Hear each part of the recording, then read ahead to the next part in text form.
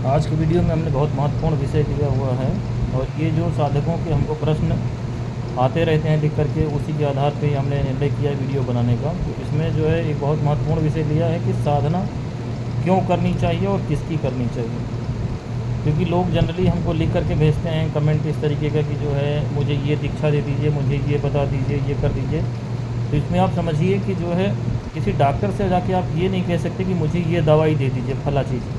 अगर आप ये खुद ही तय करके गए हैं कि जो है मुझे ये दवाई देनी चाहिए, तो वो डॉक्टर फिर मेडिकल कॉलेज में उतने साल करके क्या कर रहा, मतलब वो पढ़ करके आया तो उसका क्या नतीजा निकला अगर आप ही उसको बताएंगे। तो यही हाल साधना जगत में भी होता है। किताब पढ़ के जैसे कोई डॉक्टर दवाई नहीं देता है, आप अगर कोई डॉक्टर किताब पढ़ के दवाई दे खाली अपने क्लिनिक पे, किताब खरीद ले बाजार से और दवा बांटने लगे, तो आप नहीं खाओगे, आप कहोगे मैं मर जाऊँगा। लेकिन साधना में आप ऐसा नहीं करते हो।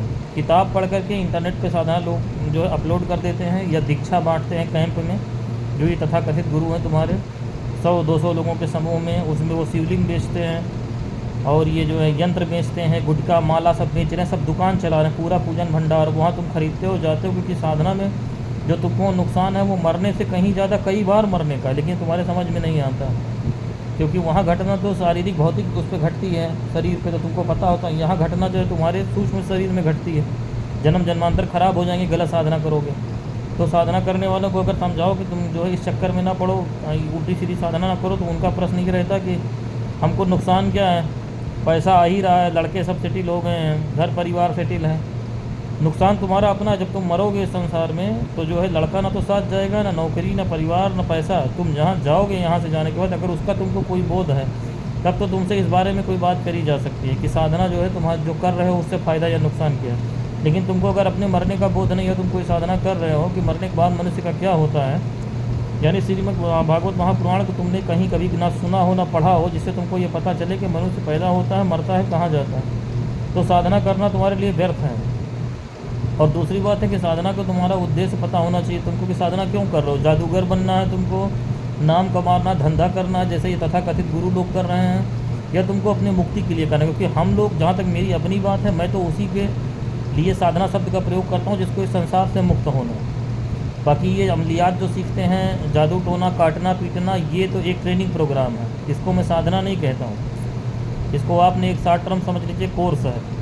तो हम लोग उसके लिए नहीं बैठे हैं। हमको तो देखिए ऐसे ही साधक अप्रोच करें, संपर्क करें, जो इस संसार से छूटना चाहते हैं, इस तरीके की जिसकी चेतना हो उसी की हम मदद कर सकते हैं। चाहे दीक्षा हो, कुछ हो, आपके हाथ में जो है आप अपना जो है नाम, माँ का नाम, सिटी ऑफ रेजिडेंस और मकसद कि ये है, ये करना है, हमें इस वजह से दीक्षा चाहिए, वो भेजिए।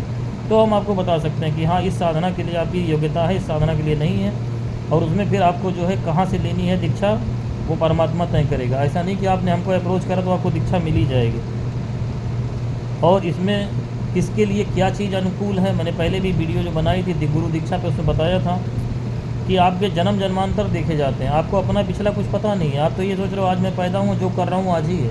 इसके पीछे कितने जन्मों की रील है आपकी, तो वो देखना है कि आपने कर क्या रखा है, क्या लेकर के आप चल रहे हो, आपके अंदर के शरीरों की स्थिति क्या है, आपके चक्रों की स्थिति क्या है, कौन से तत्व का आपका शरीर है, कौन से तत्व की प्रधानता। क्योंकि सभी साधना अलग अलग तत्वों की होती है। अग्नि तत्व की साधनाएं अलग होती हैं, जिनको इस्लाम में जो है जलाली अमल कहा जाता है। इसीलिए पृथ्वी तत्व की, जल तत्व की, जिसकी आपके अंदर, या आप आयुर्वेद से समझो, कफवात पित्त का जैसे 3 प्रकार के दोष हैं, किसकी प्रधानता है आपके वहाँ, कौन सी चीज़ बैलेंस है, ये सब गुरु देखता है। इसीलिए गुरु की आवश्यकता, और कोई गुरु की आवश्यकता अपने पैर दबाने के लिए नहीं है कि गुरु आपको चिल्ला ही करवा रहा, पैर दबा रहा, आप उसको दक्षिणा दे रहे हो तो खर्चा चल रहा। आपके दिए खर्चे पे, आपकी सेवा से जो गुरु चले, फिर वो गुरु कहलाने लायक नहीं है। क्योंकि उसको परमात्मा का सहारा नहीं है। अगर अपने रुपए पैसे के लिए, अपना घर परिवार चलाने के लिए आपके सहारे चल रहा है, तो किस बात का गुरु, गुरु बना कैसे। फिर आप गलती में हो। अगर ऐसा कोई गुरु पकड़ रखा है तो आपकी कृपा पे जिंदा हो। जो परमात्मा से जुड़ा है वही आपको दीक्षा देने लायक है। यानी जिसने परमात्मा ने, जिसका हाथ पकड़ रखा हो और जिसने परमात्मा को आस लगा रखी हो, ना कि अपने भक्तों चेलो चपाटी से, तो ऐसा गुरु नहीं है। तो आप गलत रास्ते पे हो। और मीडिया, इंटरनेट देख करके और बड़ा बड़ा नाम देख के, बैनर देख के कि समूह में दीक्षा दिए जा रहे हैं और फलाने ढकाने जो है पूर्वाग्रह से ग्रसित हो, ये नाम है, वो नाम है, इस तरीके से अगर आप दीक्षा लेते हो समूह में, तो आप अपने पैर पे कुल्हाड़ी मार रहे हो, आप उसको भुगतो। क्योंकि साधना क्यों करनी है और किसकी करनी है, ये गुरु तय करेगा। आपसे मकसद पूछेगा, देखेगा आपकी योग्यता है कि नहीं है, और किसकी कराई जाए। कोई देवी देवता एक दूसरे से छोटे बड़े वर्ग में नहीं आते हैं। आपका उद्देश्य क्या है, और उसके हिसाब से काल भैरव की करनी है कि भगवान शिव की करनी है कि इस्लामिक साधना करनी है कि काली जी की करनी है कि तारा की करनी है कि कामाख्या की करनी है। बस सुन लिया इंटरनेट पर ये साधना करनी है और आप करने लग गए और कूदने लग गए कि हाँ मुझे ये दीक्षा मिल जाए। और जो दुकान चला रहे हैं वो सब दीक्षा देंगे आपको, जो मांगने जाओगे हाँ बेटा आओ ये दीक्षा मिल जाएगी तुमको। तो इसमें आपकी मूर्खता है, उन लोगों की नहीं। वो तो दुकान चला ही रहे हैं, जो जाओ दीक्षा के नाम पे क्या है, मंत्र पकड़ा दिया, उससे अच्छा किताब खरीद लो, मंत्र महाड़ो मंत्र महोदधि, उससे पढ़ना शुरू करो, जो होगा अपना झेलो। वो ना खुद विधान उस साधना का जानते हैं और ना आपको बताएंगे, तो उससे आपको नुकसान होगा और उस तरीके का नुकसान या फ़ायदा नहीं होगा कि आप समझ पाओ उसको। तो यहाँ आपकी गलती है। तो जिसको साधना करनी हो पहले वो खाली घड़ा बनने को तैयार हो, और गुरु के पास जाओ तो ये जाने दो कि मुझे कुछ नहीं आता, तभी गुरु की ज़रूरत है। तुमको सब आता तो गुरु की ज़रूरत क्या है? तो इस चीज़ को पहले जो लोग समझ लें, जो साधना करना चाहते हैं कि क्यों करना चाहते हैं, अपने आप से पूछो। और दुनिया को धोखा दे सकते हो, भगवान को थोड़ी ना धोखा दे पाओगे। जिसकी साधना करने जा रहे हो तुम कह रहे हो कि अरे बस भक्ति जाग गई, मेरा मन काली जी की तरफ भाग रहा है, भगवान शिव के, और तुम्हारे मन में क्या चल रहा है कि कुछ सीख लें तो दुकान चलाना शुरू करें, लोग मुझे बाबा के रूप में पूजने लगें, मेरे 10 चेले बन जाए, मैं लोग का इलाज करने लगूँ। ये तुम्हारे मन में चल रहा है और वहाँ बता रहे हो कि काली जी के प्रति भक्ति जागी। तो जिससे कहोगे वो मान लेगा, लेकिन भगवान थोड़ी ना मान लेगा, वो तो तुम्हारा जान ही रहा है कि क्या है तुम्हारे भीतर। और दूसरी बात है साधना के ऊपर खर्च होने वाला धन, कि जितनी भी बड़ी साधना है आज के डेट में कोई 1.5 लाख 2 लाख रुपए से कम के हवन सामग्री में पूरी नहीं होने वाली है। तुम्हारी साल 2 साल 3 साल की मेहनत लगेगी, वो भी सब ईश्वरीय शक्तियाँ तुम्हारी साथ देंगी, तुम्हारे गुरु की कृपा होगी तो, नहीं तो 10,000 20,000 भी नहीं पूरा कर पाओगे किसी मंत्र का। तो जिसको साधना करनी हो इन चीज़ों का भी ध्यान रखें कि गुरु पहले तो आपको बताए कि आपकी योग्यता क्या क्या करने की, आपका मकसद देखते हुए जो दीक्षा जी तो बताए। मंत्र मंत्र मंत्र रटे हो, अरे स्तोत्र किस लिए बने हुए हैं? स्तोत्र आपको बताता है कि कवच बताता है। पहले तो अब कवच की कोई सिद्धि नहीं, सीधे साधना ही करने लग गए।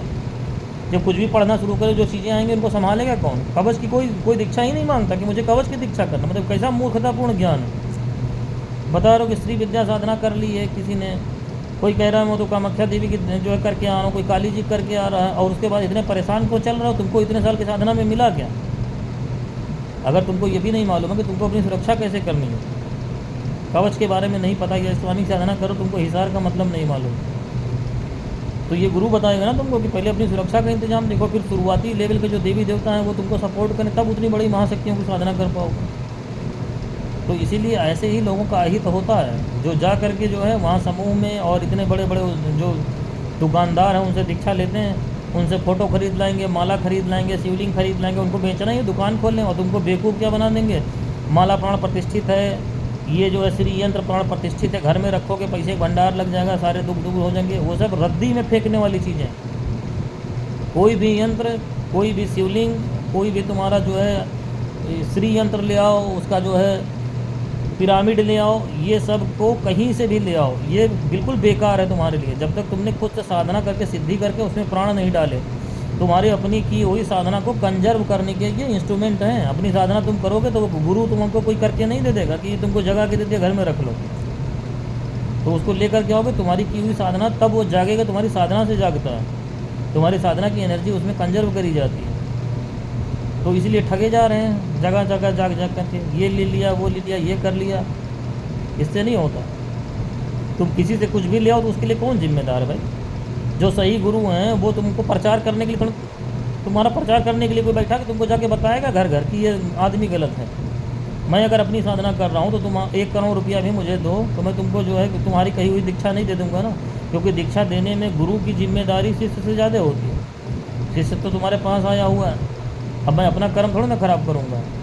कोई भी आदमी होगा, क्योंकि तुमने 1 करोड़ रुपया भी दे दिया तो वो मरने के बाद तो यहीं छूट जाएगा संसार में। तुम्हारे 1 करोड़ देने पे मैं अपना जन्म जन्मांतर थोड़ा ना ख़राब करूँगा, क्योंकि ईश्वर देख रहा। अगर मैं ईश्वर प्राप्ति की साधना कर रहा हूँ, जो किसी भी साधक को करना ही चाहिए, क्योंकि साधना का कोई और उद्देश्य नहीं है ईश्वर प्राप्ति के अलावा।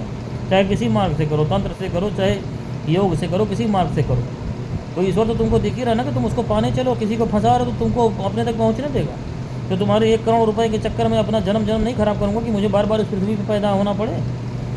तो कोई क्यों इस तरीके की तुमको दीक्षा देगा? तुम्हारे कहने से तुमको दीक्षा देके कोई अपना जन्म जन्मांतर थोड़ा ना ख़राब करेगा, क्योंकि तुम कुछ गलती करोगे, दीक्षा देने के बाद गुरु की पूरी जिम्मेदारी उस शिष्य की हो जाती है। तुम कुछ भी गलत सही करोगे तुम्हारे गुरु के ऊपर आएगा, और तुमको जो दीक्षा देने वाले तथाकथित गुरु हैं उनको कुछ आता ही नहीं तो उनके ऊपर जाएगा क्या? और जो तुमको दीक्षा देते हैं वो भी रद्दी के भाव है, किसी मंत्र की जब संख्या जो है 20 लाख है और तुमसे कह देंगे डेली एक माला जपते रहो तो क्या है, तुम होम्योपैथी की गोलियों के तरीके से उसको चूस रहे हो, ना कोई फ़ायदा ना नुकसान हो, तुमसे पैसे लेके निकल गया।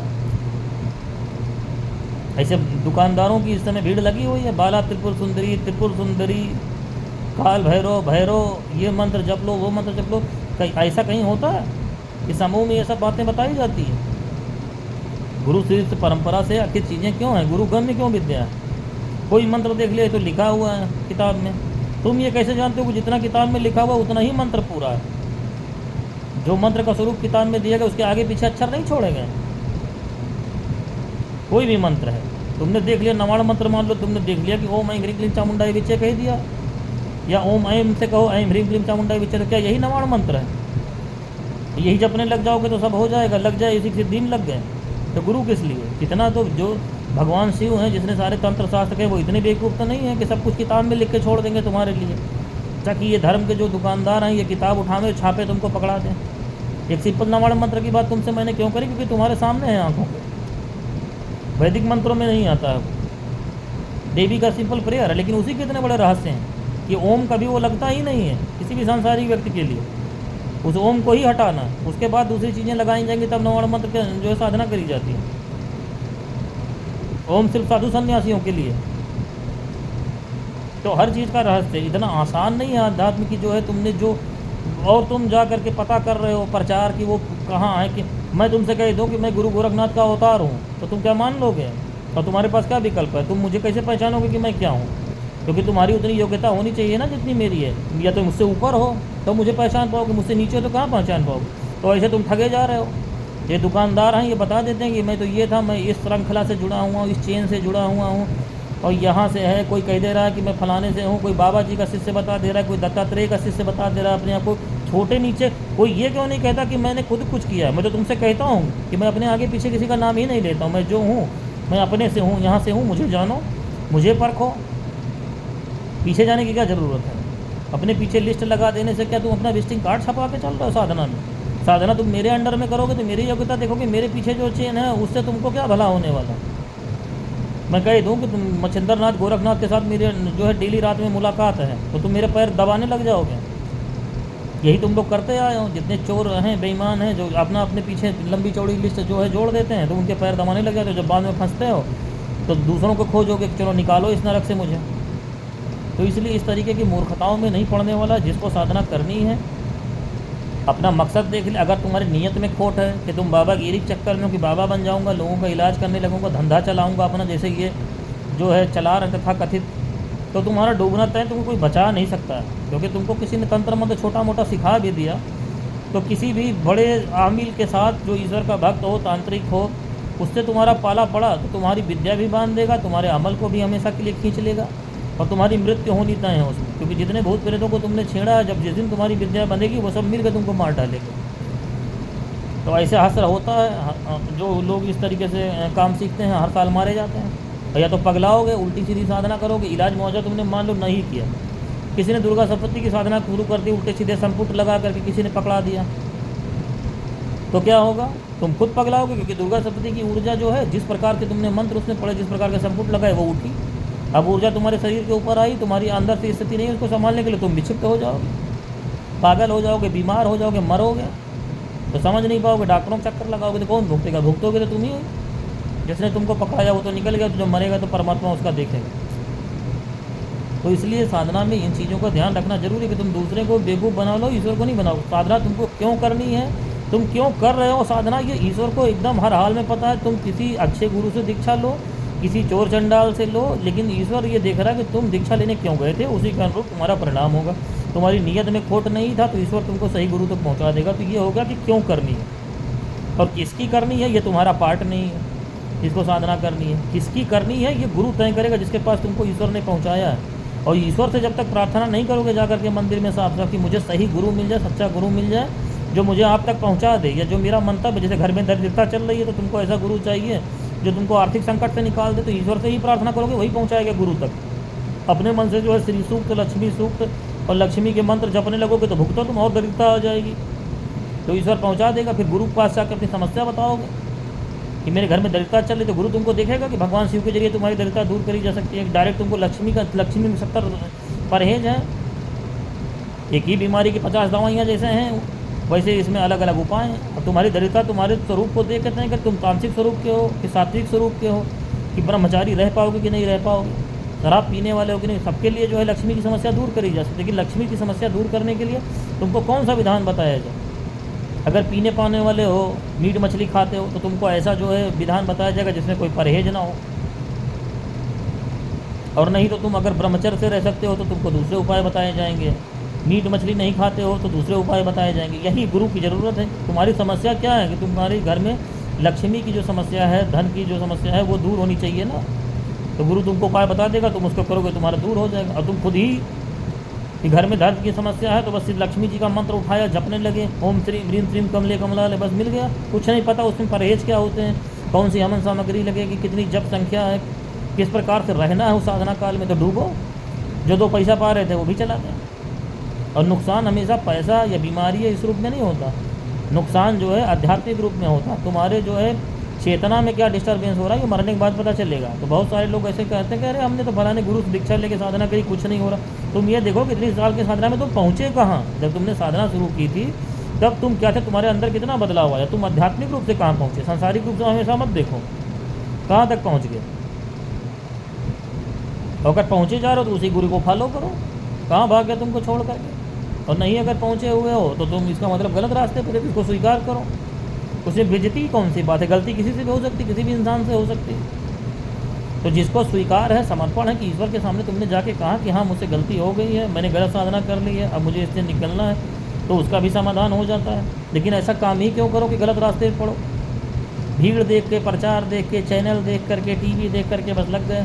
अपनी पहले व्यवहारिक जो समस्या समझो कि तुमको सांसारिक समस्या सुलझानी है या तुमको जो है ईश्वर प्राप्ति करनी है या धंधा या दुकान चलाना है, उसी हिसाब से जो है पहले लक्ष्य तय करो, उसी के हिसाब से ईश्वर से प्रार्थना करो, उसी के हिसाब से तुमको गुरु मिल जाएगा।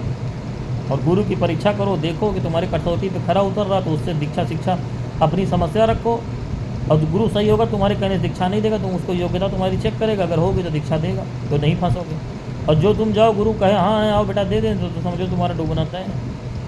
तो मैं समझता हूँ इतनी बेसिक जानकारी उन लोगों के लिए जो है पर्याप्त है, जो या तो डूब चुके हैं, उनको पता नहीं है, या जो भटक रहे हैं, देखना चाह रहे हैं। हम आपके लिए इतना कर सकते हैं कि आप अपना नाम, अपनी माँ का नाम, सिटी ऑफ रेजिडेंस भेजेंगे तो हम आपको ये बता सकते हैं कि किस साधना में आपको जाना चाहिए, किस साधना को करने की आपकी योग्यता है। आप कहीं फंसे हुए हैं तो उससे निकलने का रास्ता क्या है, कैसे पीछा छुड़ाया जा सकता है। क्योंकि संभव सब कुछ है, सब कुछ निर्भर करता है आपकी आर्थिक स्थिति पे, आपके समर्पण पे, गुरु के ऊपर अंधा विश्वास हो। और यहाँ चेला बनाने की कोई हमारे वहाँ जो है श्रृंखला नहीं चल रही, ना हमको शिष्यों की ज़रूरत है। अगर आप ईश्वर प्राप्ति की दिशा में आगे बढ़ रहे हैं या वास्तविक रूप से किसी समस्या से परेशान है, किसी ईश्वरीय सत्ता की आप सेवा करते हैं, तो हम आपके लिए सहायक हो सकते हैं। इतना ही हमारा आपसे जुड़ा हुआ। हरिओम।